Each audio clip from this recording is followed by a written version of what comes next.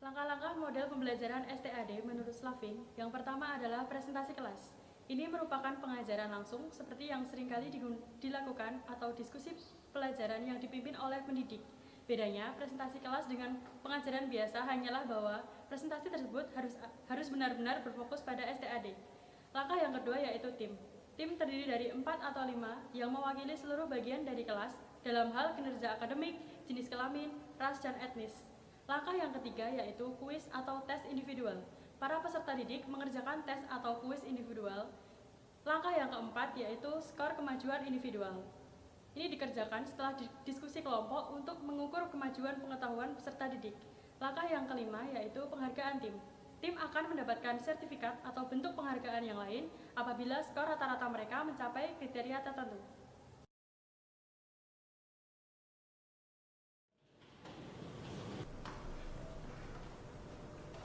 Assalamualaikum warahmatullahi wabarakatuh. Waalaikumsalam warahmatullahi wabarakatuh. Selamat pagi anak-anak. Pagi, Bu. Bagaimana kabarnya? Baik, Bu. Alhamdulillah. Mulai pelajaran pada pagi hari ini, marilah kita berdoa terlebih dahulu. Berdoanya sama menggunakan nyanyian.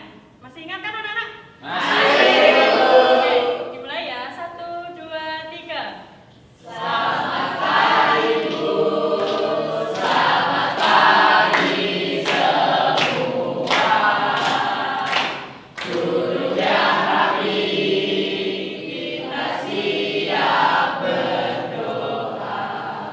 Berdoa dimulai. Selesai. Nah, anak-anak, adakah yang hari ini tidak hadir? Oke, semuanya hadir ya? Nah, hari ini ada yang tahu kita mau belajar tentang apa? Ibu ada sebuah tayangan video, nanti kalian cermati baik-baik karena video ini berkaitan dengan materi kita pada pagi hari ini. Mengerti anak?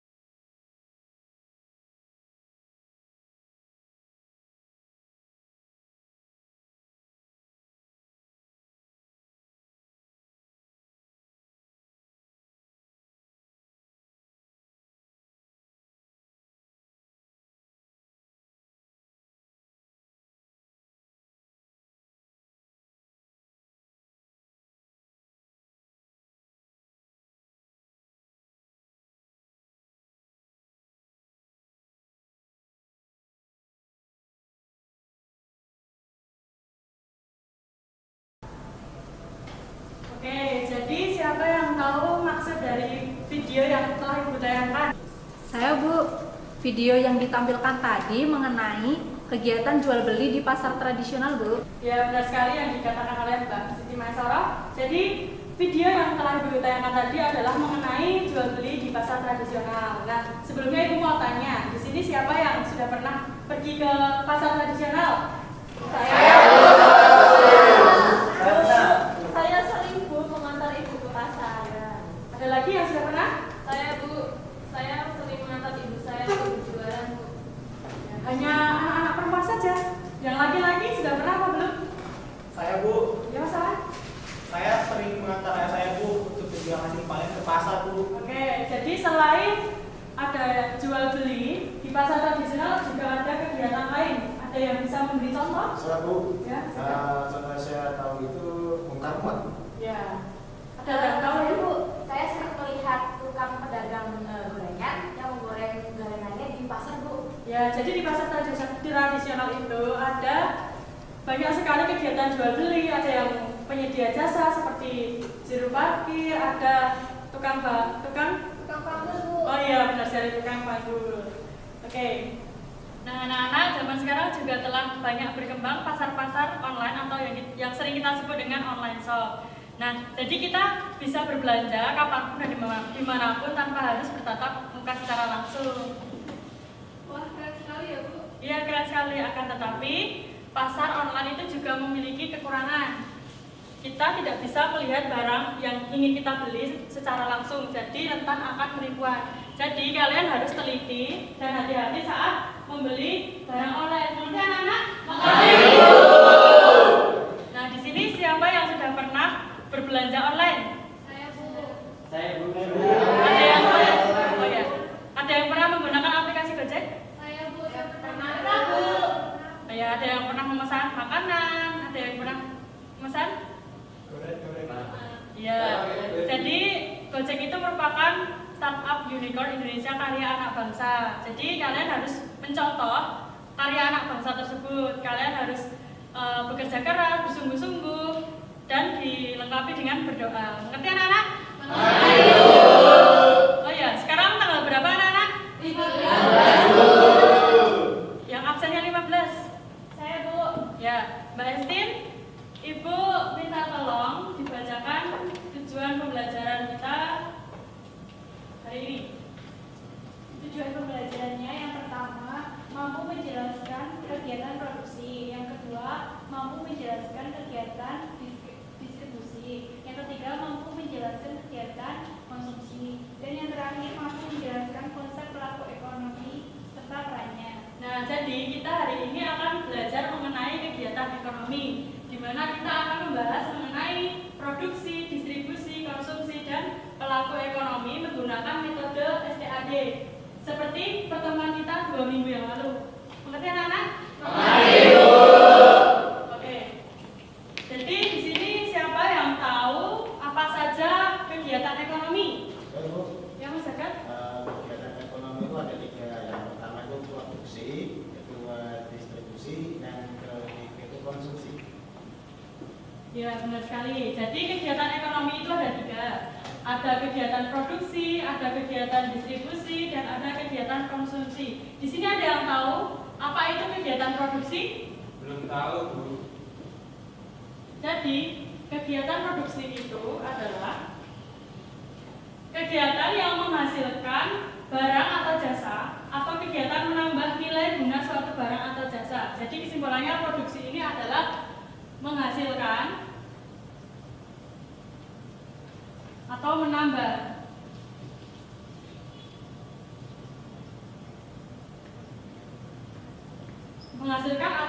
nilai guna. Oke. Nah, anak-anak ada yang bisa memberi contoh kegiatan produksi itu apa aja? Ada yang bisa memberi contoh? Jadi kegiatan produksi itu contohnya ada petani, ada pabrik-pabrik, ada pengrajin batik, dan lain sebagainya. Oke, selanjutnya kita memasuki kegiatan distribusi. Jadi kegiatan distribusi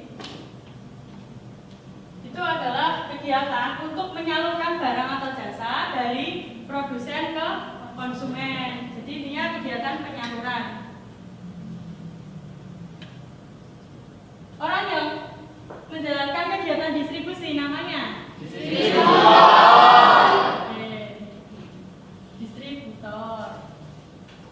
Ada yang bisa memberi contoh kegiatan distribusi itu apa saja? Ada yang bisa menjelaskan mengapa gambar-gambar ini merupakan contoh dari kegiatan distribusi? Ya, contohnya adalah pedagang kelontong, ada penjual buah, ada penyalur gas. Ya, jadi mereka ini penyalur barang dari produsen ke konsumen. Oke, pintar sekali anak-anak. Selanjutnya kegiatan konsumsi. Orang yang melakukan kegiatan konsumsi namanya konsumen. Jadi kegiatan konsumsi itu adalah kegiatan memakai, menggunakan, atau menghabiskan kegunaan setiap barang baik secara langsung maupun berangsur-angsur.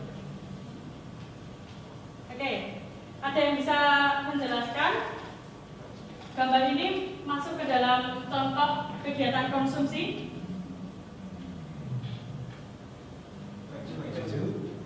Kemudian Ya, ada memakai baju itu termasuk ke dalam kegiatan konsumsi, memakai listrik dan memakai motor. Nah, selanjutnya ada faktor produksi. Di sini faktor produksi itu ada 4, yaitu faktor alam, faktor modal, faktor tenaga kerja, dan faktor kewirausahaan. Sampai sini ada yang belum paham? Saya Bu, Ya. apa yang dimaksud dengan faktor kewirausahaan itu Bu?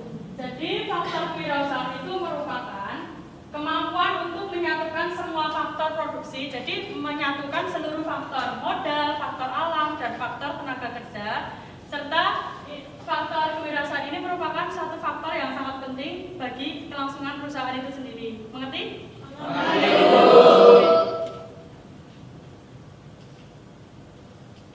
Nah, di sini ada yang bisa menjelaskan cara-cara distribusi? Saya Bu. Ya, Mbaknya. Yang pertama distribusi langsung, yaitu distribusi tanpa melalui perantara sehingga penyaluran langsung dari produsen ke konsumen. Yang kedua yaitu distribusi semi langsung, di mana distribusi dari produsen ke konsumen melalui pedagang perantara yang merupakan bagian dari produsen. Yang ketiga yaitu distribusi tidak langsung, yaitu distribusi dari produsen ke konsumen melalui agen, pedagang kecil yang bertindak sebagai perantara. Itu Bu. Ya, benar sekali yang dijelaskan oleh Mbak Mia. Jadi cara distribusi itu ada 3. Yang pertama ada distribusi semi langsung, yang kedua ada distribusi langsung, dan yang ketiga ada distribusi tidak langsung. Nah, distribusi tidak langsung ini merupakan distribusi dari produsen ke konsumen melalui agen, melalui pedagang kecil yang bertindak sebagai perantara. Dan distribusi langsung itu merupakan distribusi tanpa melalui perantara sehingga penyalur langsung dari produsen ke konsumen. Contohnya dagang sate itu kan mereka membakar sendiri, menusuk sendiri, memotong sendiri, dan langsung memberikan kepada pelanggan. Ya, selanjutnya di sini ada yang bisa menjelaskan atau memberi contoh pelaku konsumsi. Mas Basit bisa? Saya Bu, Ya. kebutuhan anggota keluarga berupa makanan dan pakaian. Oke, jadi di sini ada 3 pelaku konsumsi, ada rumah tangga keluarga, ada rumah tangga perusahaan, dan rumah tangga negara. Jadi seperti yang dicontohkan oleh Mas Basit tadi, ada makanan, pakaian, rumah, dan listrik. Jadi kebutuhan konsumsi setiap rumah tangga keluarga itu berbeda-beda, tergantung gajinya, tergantung pola hidupnya, dan kebutuhannya setiap keluarga masing-masing. Gitu. Ada yang belum paham? Sampai sini? Sudah. Nah, contoh dari rumah tangga perusahaan itu sendiri, contohnya adalah bahan baku, tenaga kerja, modal, dan lain sebagainya. Oke. Sedangkan rumah tangga negara itu melayani dan memenuhi kebutuhan masyarakat. Nah, setelah ini Ibu akan membagi kalian ke dalam 5 kelompok dan Ibu akan menunjuk 1 orang untuk menjadi ketua kelompok. Bu, Ya. tugas ketua kelompoknya nanti apa Bu? Nah, jadi tugas ketua kelompok itu wajib membimbing teman-temannya, memberitahu tentang materi kegiatan ekonomi. Kalau ada temannya yang belum paham, maka tugas dari ketua kelompok itu adalah menjelaskan. Gitu. Anak-anak sudah paham? Paham. Oke, dalam 10 detik Ibu mau kalian berkumpul menjadi 1. 10, 9, 8.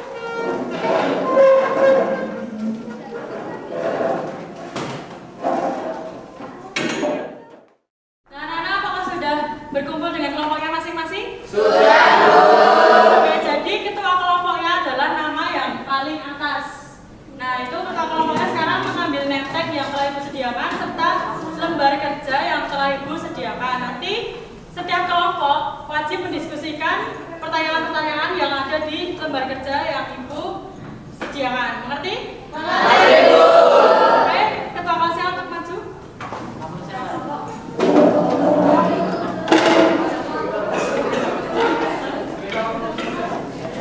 Ya.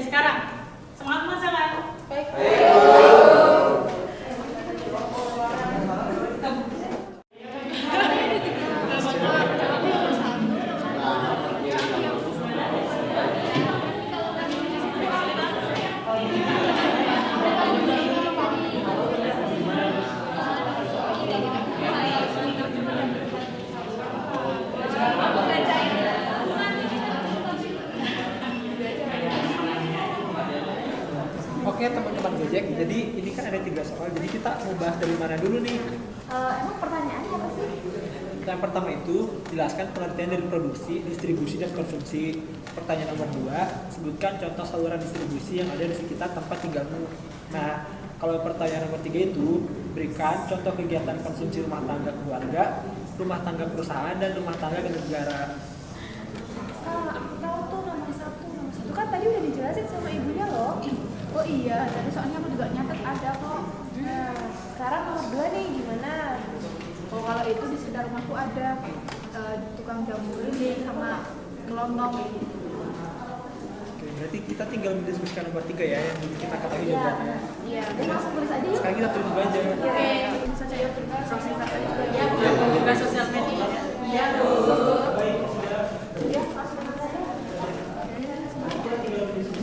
Ya, Teman-teman, aku nomor 3 udah nemu jawaban nih yang soalnya berikan contoh kegiatan konsumsi rumah tangga, keluarga, terus dan rumah tangga negara. Yang pertama yang rumah tangga konsumsi rumah tangga itu ada listrik, terus pakaian dan bensin. Terus rumah tangga perusahaan itu ada gaji karyawan. Dan terakhir rumah tangga negara itu ada anggaran gaji negara. oh bisa ya Des, aku sih setuju. Aku tulis dulu ya. Kamu tulis aja. Iya, aku juga setuju. Ini di buku paket halaman 155 ada materi tentang kegiatan konsumsi. Oh iya teman-teman, ini soal nomor 2 gimana ya? Emang pertanyaannya apa gitu? Sebutkan lembaga distribusi yang ada di sekitar tempat tinggal. Malah kalau itu gampang gitu. Kalau di sekitar tempat tinggalku itu ada pedagang kecil-kecilan seperti toko kelontong, minimarket, sama agen gas. Sip, aku tulis dulu ya jawabannya. Oh iya. Tulis aja. Tinggal yang nomor 1 nih. Jawab bareng aja gimana? Iya, jawab bareng-bareng aja ya. Yang nomor 1 didiskusikan bareng-bareng. Udah, ayo dikerjakan ya. Gimana anak-anak, ada kesulitan? Ini kurang nomor 1, Bu. Kita diskusi nomor 5 menit lagi ya? Ya.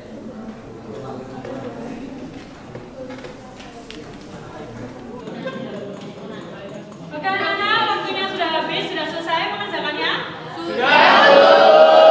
Oke, sekarang Ibu mau mendengarkan presentasi dari masing-masing kelompok. Nanti perwakilan satu kelompok membacakan presentasinya ya. Ayo, Bu. Oke, Ibu jangan lupa dibaca dulu soalnya lalu dijawab, oke?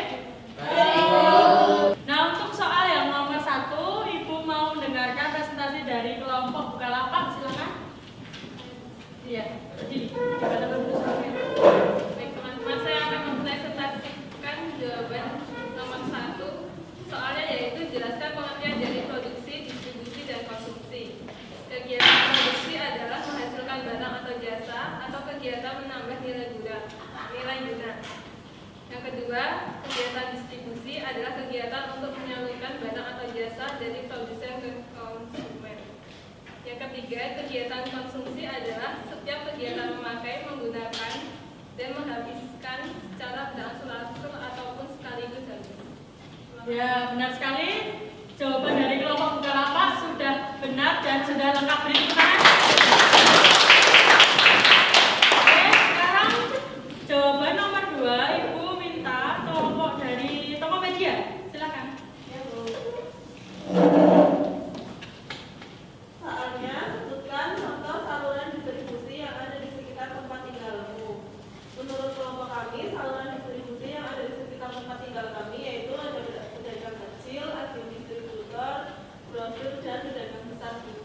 Oke, contoh yang disebutkan dari kelompok Tokopedia itu sudah benar. Nah, sekarang giliran kelompok Traveloka menambahkan jawabannya, silakan.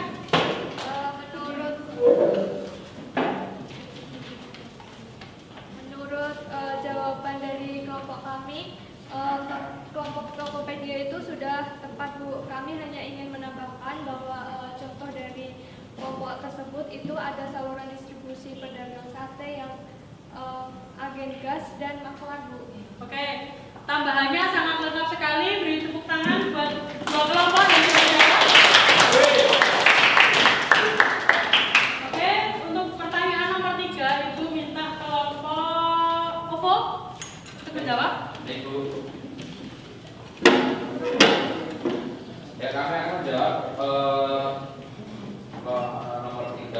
tentang berikan contoh kegiatan konsumsi rumah tangga, keluarga, rumah tangga perusahaan, dan rumah tangga negara.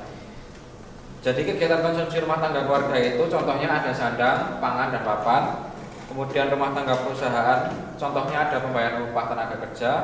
Sedangkan untuk rumah tangga pemerintahan atau negara bentuknya ada pembelajaran negara. Oke, beri tepuk tangan untuk kelompok Oppo. Jawabannya sudah tepat dan benar. Sekarang giliran kelompok Gojek untuk mengomentari jawaban dari kelompok Oppo. Jadi jawaban dari kelompok Oppo sudah lengkap. Kami hanya ingin menambahkan bahwa dari rumah tangga perusahaan itu ada bahan baku dan modal di dalamnya. Terima kasih. Ya, tepuk tangan sekali lagi. Semuanya dari diskusi ini tuh jadi kegiatan konsumsi itu ada distribusi, ada produksi, ada konsumsi, dan contoh-contohnya tadi sudah benar sekali dan lengkap yang telah disampaikan oleh beberapa kelompok yang Ibu tunjuk. Oke, sekarang kalian kembali ke tempat duduk kalian masing-masing karena Ibu akan memberikan kalian kuis. Oke, tunggu sebentar. Buku paketnya disimpan dulu, laptopnya dipersiapkan karena kita akan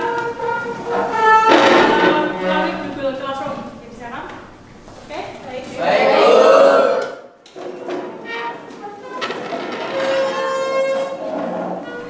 Oke anak-anak, sekarang kalian masuk ke Google Classroom. Di situ kalian mengisi kuis yang telah Ibu sediakan. Ibu beri waktu selama 20 menit cukup? Semuanya sudah masuk ya? Ada yang error? Laptopnya? Oke, semuanya siap? Siap. 20 menit dari sekarang.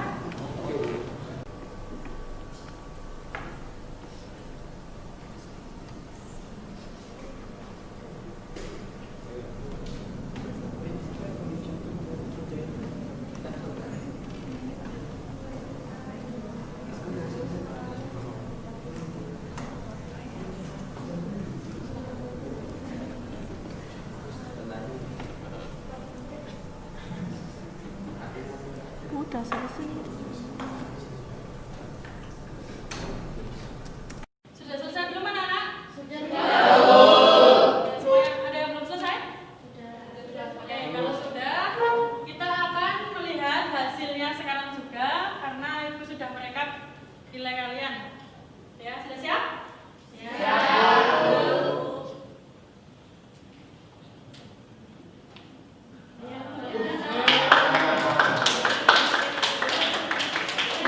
Jadi nilai kalian sudah bagus-bagus, itu artinya kalian sudah paham mengenai materi kegiatan ekonomi yang telah kita pelajari pada pagi hari ini. Oke? Nah sekarang Ibu mau memberikan hadiah untuk kelompok terkompak. Kira-kira siapa yang akan menjadi kelompok terkompak?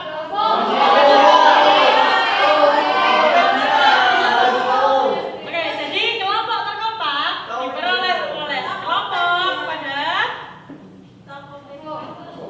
Traveloka. Sekarang salah satu perwakilan dari Traveloka maju, Ibu ada hadiah untuk kelompok terkompak.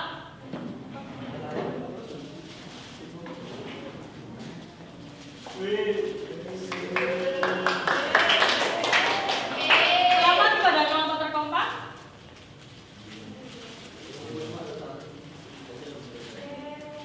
Sekali lagi beri tepuk tangan.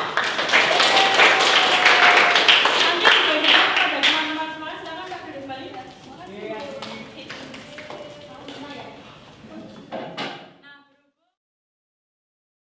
Oke anak-anak, berhubung waktu kita sudah habis, maka siapa yang berani menyimpulkan mengenai kegiatan kita hari ini, materi hari ini? Ya Mas Haji? Saya Bu.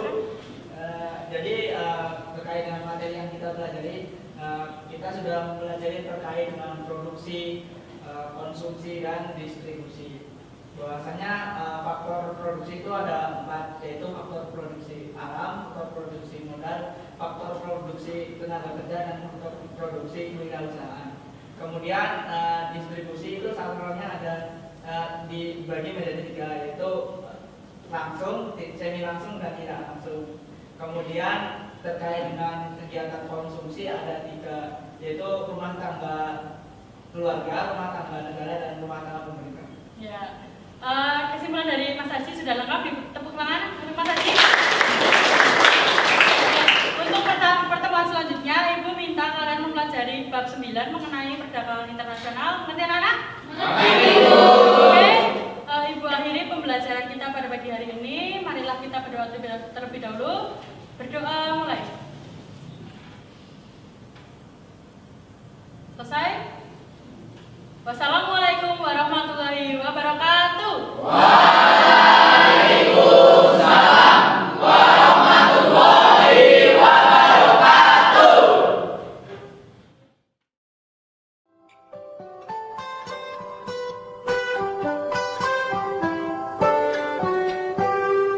Pagiku cerahku, matahari bersinar, ku gendong tas merahku di pundak. Selamat pagi semua, ku nantikan dirimu di depan kelasmu, menantikan kami. Guruku tersayang, guru tercinta, tanpamu apa jadinya aku? Tak bisa baca tulis, mengerti banyak hal, guruku terima kasihku.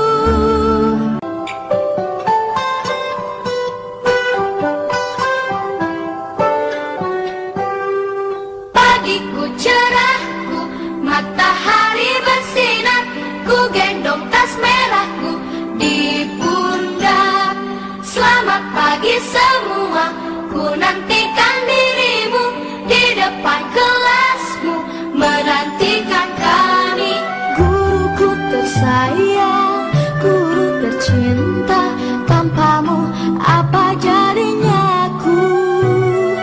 Tak bisa baca tulis, mengerti banyak hal,